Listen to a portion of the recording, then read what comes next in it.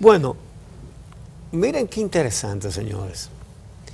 El presidente de la Cámara de Cuentas, el doctor Hugo Álvarez, dijo que las auditorías a las obras construidas por Odebrecht no se han podido terminar por falta de presupuesto y de personal. Es decir, para auditar a la Odebrecht no hay dinero, pero para pagarle a la Odebrecht sobra el dinero. En lo que va de año le han pagado más de 600 millones de dólares. Señores, la verdad es que lo que está haciendo la autoridad con lo de la Odebrecht se pasa de subestimar a la gente, de pensar que todos los dominicanos somos estúpidos. Sencillamente no la pueden auditar, porque si auditan las obras, lo que va a salir ahí es mucho más grande que lo de los sobornos. Es por eso. Miren, ahora no hay dinero con que auditarla. ¿Qué le parece? Si la auditan, le podrán reclamar a la Odebrecht muchísimo más dinero que los 92 millones de dólares, que los 184 millones de dólares de multa que han insistido en poner, que eso es una compensación, eso es una multa, que no es la misma cosa, como para exonerarla de futuras compensaciones al Estado. Realmente se han pasado de la raya. Sí. Bueno, ¿usted sabe lo que decir? Que ahora no hay dinero con qué auditarla. Sí, ya lo vimos las declaraciones que dio el presidente de la Cámara de Cuentas más temprano, ahora cuando pasamos las pero noticias. ¿lo podemos poner ahora? Sí, lo podemos poner de nuevo, pero efectivamente alegó que no tenía ni el personal ni los recursos necesarios para hacer estas auditorías. Recordemos que por insistencia de la ciudadanía, que esto ha sido por insistencia de la ciudadanía, se había estado demandando y exigiendo que las obras construidas por Odebrecht desde el año 2001 hasta el 2014, a partir de 17 contratos firmados con esta empresa brasileña, fueran auditadas esta obra, más allá de haber admitido el pago de estos sobornos por 92 millones de dólares, pues se ha estado exigiendo que también hay que investigar el tema de las sobrevaluaciones, y la única manera de investigar las sobrevaluaciones en estas obras es realizando una auditoría forense por parte de la Cámara de Cuentas con los técnicos y los equipos necesarios para hacer este tipo de trabajo. Pero veamos la respuesta que dio el presidente de la Cámara de Cuentas. Están en ejecución, esperamos que antes de que termine el año, acuérdense que son muchas, tenemos poco personal y son costosísimas esas auditorías porque requieren de ingenieros viales, arquitectos y una serie de individuos que nosotros estamos contratando, y son costosas y conllevan mucho tiempo y tenemos poco personal. Y es lo que estamos haciendo en el caso de los ayuntamientos. Ya ustedes han visto, por ejemplo, el caso de Abel Martínez Santiago, que le decimos a los síndicos que les retengan los sueldos, igual que al tesorero de la nación, para que ellos...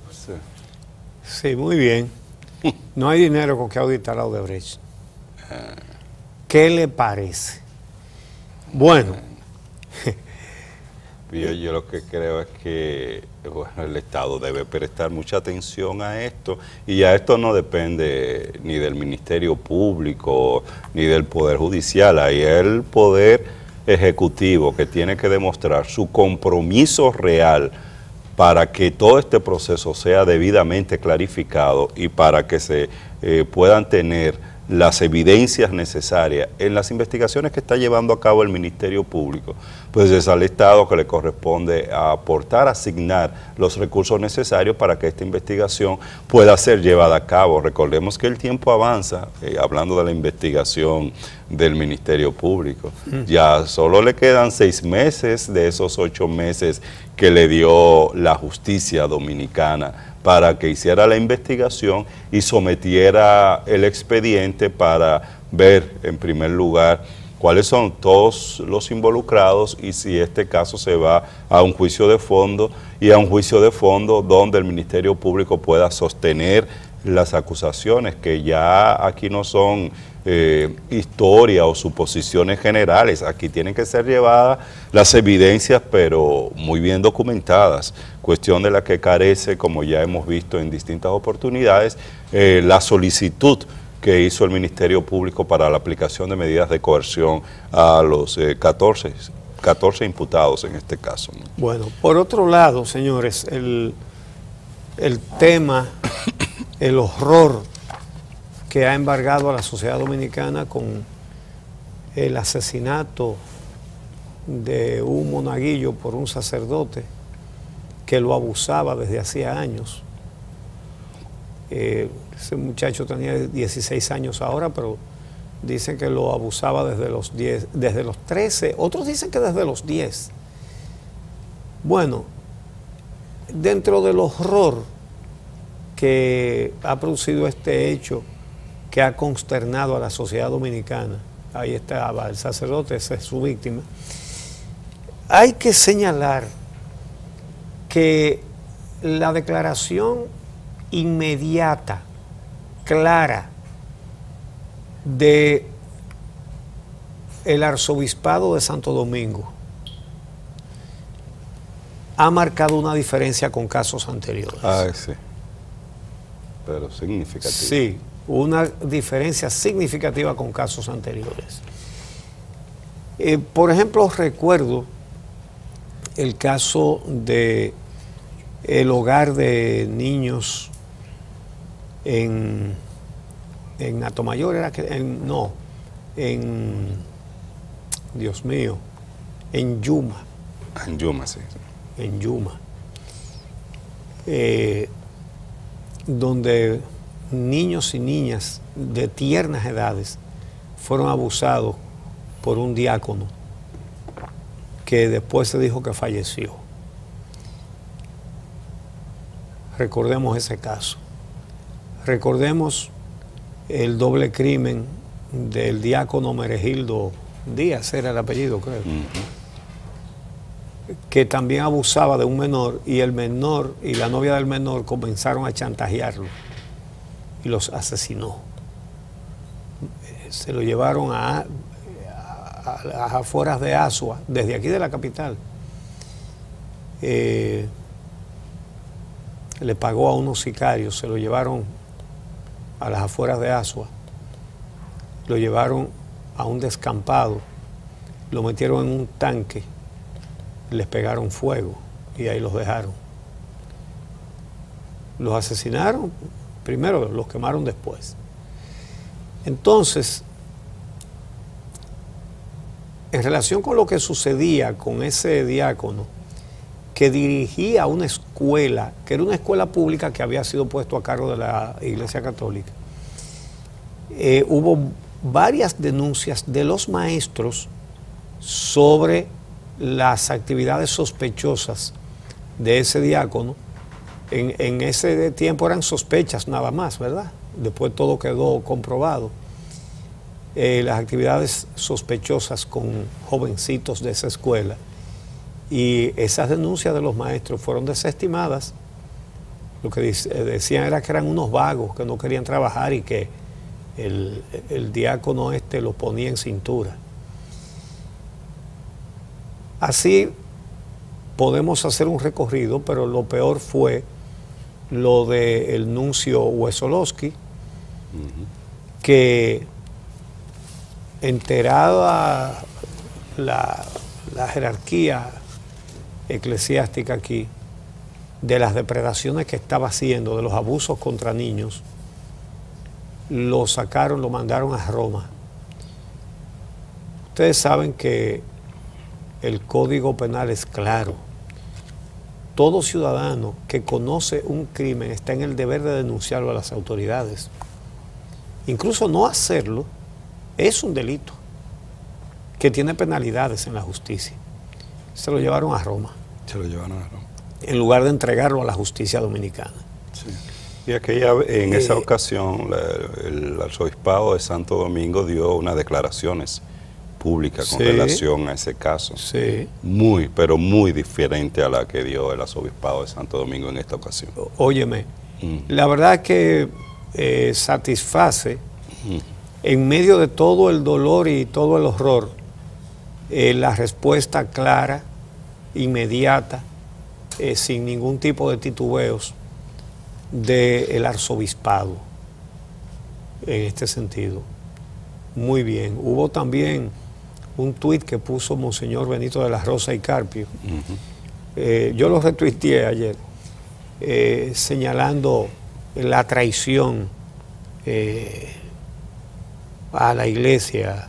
Él no mencionaba nombres ni hechos específicos, pero es evidente que se refería a este caso. Claro, Víctor Masáez también sacó varios tweets, que es el obispo de la diócesis de Peravia, de Baní, ¿no? Sí. Y en este señalaba, uno de ellos dice: me uno en oración al dolor y al clamor de justicia de la familia de Fernelis Carrión y de toda la sociedad. Y en otro tweet señala: el abuso y la violencia deben llevar a la justicia al que lo comete y no importar la investidura que tenga. Y ese es el rol, ese debe ser el rol de la jerarquía de la Iglesia Católica cuando se dan casos de esta naturaleza.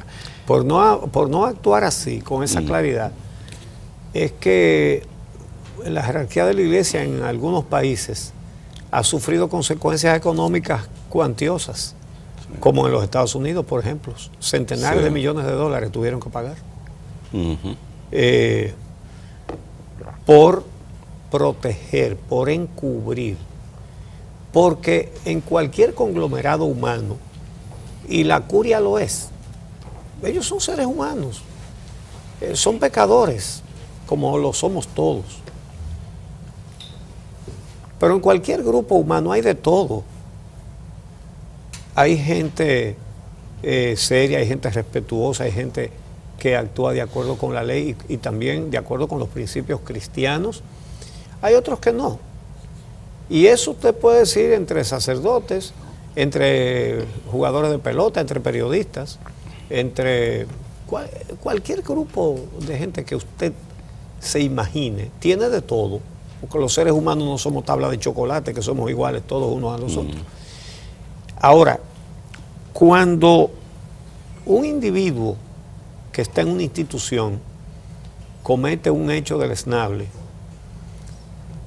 y la institución inmediatamente lo irradia y lo señala, entonces la sangre, en este caso, el lodo, en cualquier caso, queda en el que cometió el hecho.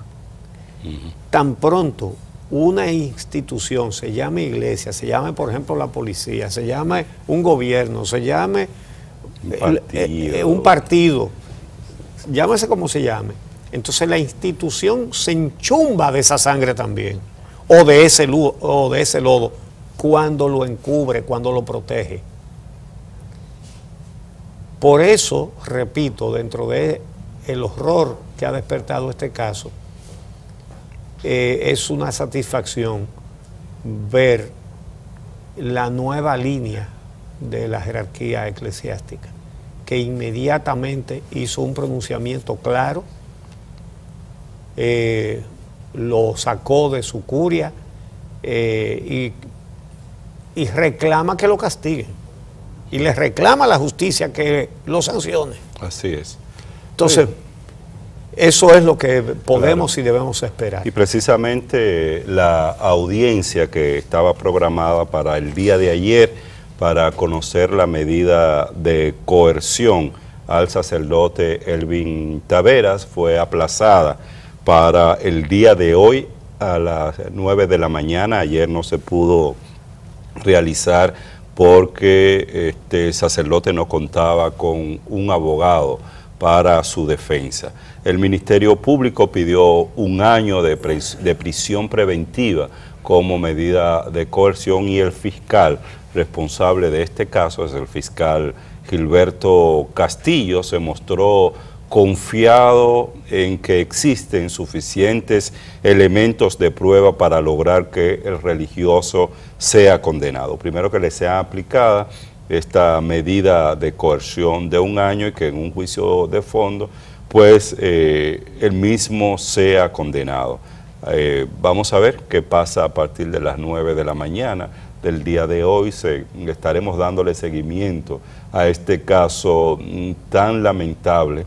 Y bueno, como insistíamos el día de ayer, tanto la sociedad, la familia, la propia iglesia tiene que crear las condiciones para que situaciones, hechos de esta naturaleza tan lamentable no se sigan repitiendo. Por estos casos y estos antecedentes a los que tú ya hacías referencia, que hay que sumarle el caso de Wozy Hill, también, que sí, fue el padre Gil. El padre Gil, Alberto, al padre Alberto lo llamaban acá, que bueno, participó,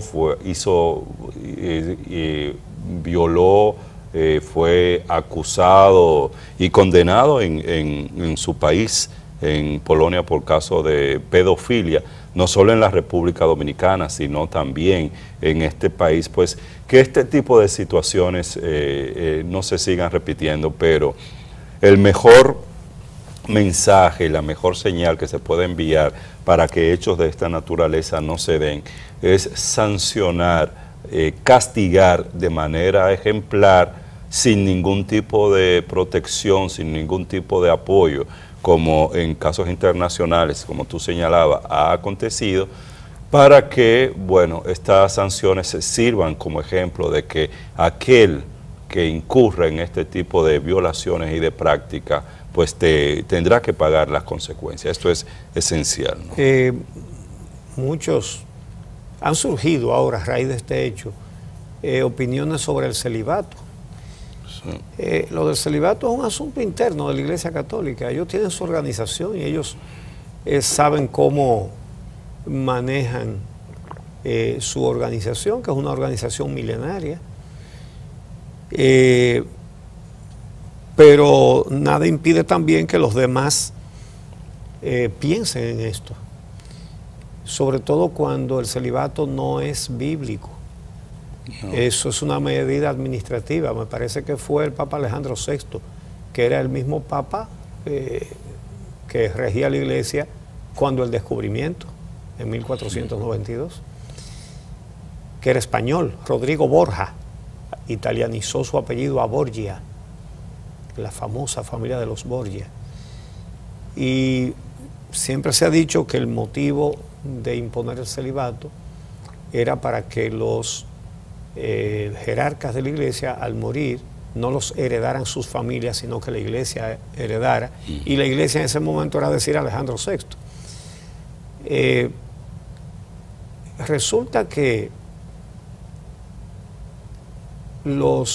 muchos nobles eran cardenales. Un plebeyo no llegaba hasta ahí. Hoy día sí. Una persona de origen humilde. ¿Cuántos obispos tenemos aquí que son personas de origen humilde? Vamos a comenzar por el arzobispo metropolitano de Santo Domingo, Monseñor Francisco Osoria, de un campo de Nagua. ¿Y cuántos más hay? Antes esos eran puestos reservados para los nobles. Y hay que decir que los títulos nobiliarios no eran un adorno, estaban respaldados por propiedades. Por ejemplo, un conde era el dueño de un condado, que era un territorio grande. Un duque, el dueño de un ducado. Bueno, se llegaba hasta el reinado, ¿verdad? Que era el rey. Entonces, cuando esos cardenales morían, después de la medida tomada por Alejandro VI, entonces esos territorios no los heredaban sus familiares, sino la Iglesia.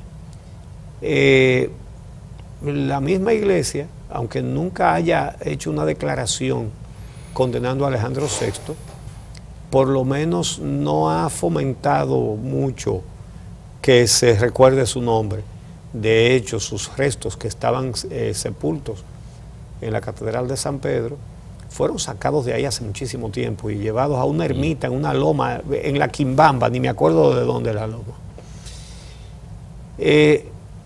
Entonces, realmente, Dios nos puso la sexualidad a los seres humanos, ¿verdad? Entonces, como que nadar contra esa corriente es difícil. Reitero, nadie tiene que meterse en lo que en las normas y las prácticas de la iglesia, pero no sé si sería tiempo como de que comiencen a revisarse algunas cosas. Sí. Por ejemplo, la presencia de la mujer en la iglesia. Claro. Es decir, la mujer es importante en la iglesia. Entonces se le debe reconocer esa importancia. Debería haber curas, obispas, ¿verdad? Yo no sé si esto es un atrevimiento, pero a mí me parece que es un ejercicio lógico, de razonamiento, ¿verdad? Claro. No lo hago con ninguna intención de ofender a nadie ni de molestar. El Papa ha hablado de eso. Claro. El Papa Francisco. Es parte de los... Ha sido un debate, estos dos temas, creo que celibato y participación el Papa de ya mujeres. mencionó la posibilidad de que lleguen al diaconado las mujeres. Ajá.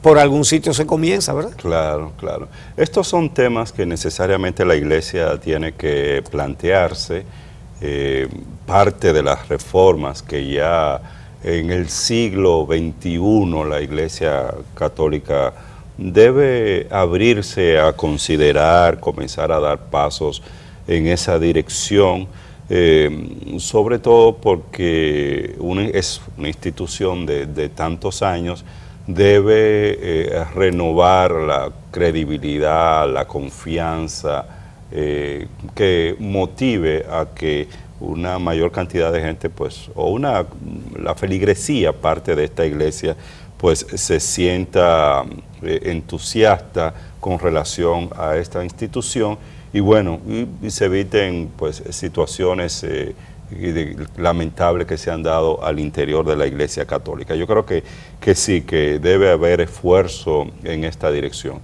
Y bueno, lo que hemos insistido también de parte de las familias, la necesidad de que se le dé un mayor seguimiento a los niños, a los jóvenes. Sí. Por ejemplo, en el caso de niños o jovencitos manejando dinero en cantidades significativas sin que los padres sepan de dónde procede este dinero, no puede ser.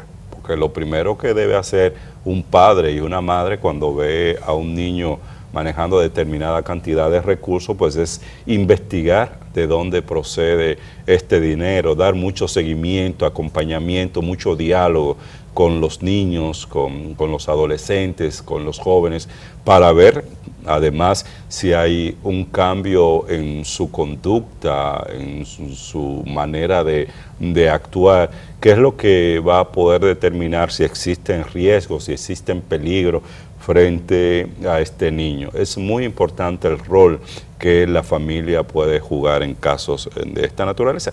Debe hacerlo siempre, en todos los casos, para evitar que los niños y niñas, adolescentes, se expongan a este tipo de situaciones y sean víctimas, ¿no? Y está visto que lo más recomendable es no dejar a los menores de edad con adultos, sean quienes sean los adultos.